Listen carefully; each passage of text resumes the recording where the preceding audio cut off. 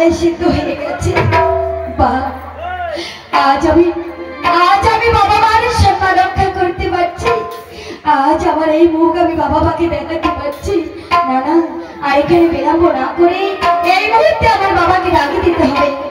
ওগো বাবা, বাবা।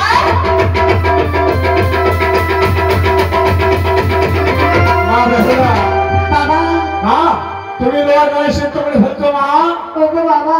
মা দেখো বাবা, দেখো আজ আমি তোমার সম্মান রক্ষা করতে লোয়ার পারছি। গায়ে তুমি সিদ্ধ করে ফেলছো মা। হ্যাঁ বাবা। ইতি ইতি সমস্ত তুমি লোয়ার গায়ে সিদ্ধ করে ফেলছো মা। ঠিক ঠিক তুমি সতী। সারা পৃথিবী সারা দুনিয়া লোকে জানবে বেহুলা মা সতী, বেহুলা মা সতী। বাবা, আরে বিলম্ব নয়, এই মুহূর্তে আমার শ্বশুর বাবাকে ডাকে দিন বাবা।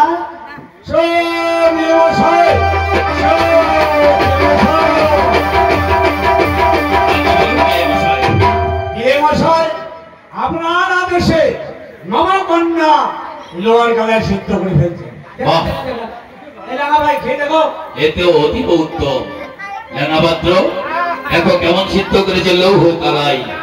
সত্যি সত্যি মা, তোমার কোনো তুলনা নেই মা, তুমি অতুলনীয়। বেশ, এবার আসি। যা মা।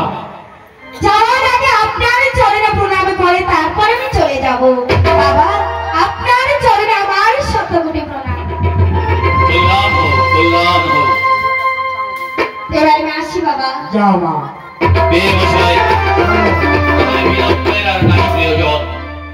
আমরা এই উদযাপনী ছেড়ে আমরা যাত্রা করবো ওই চম্পকনগরে। আপনি করুন সমস্ত আয়োজন।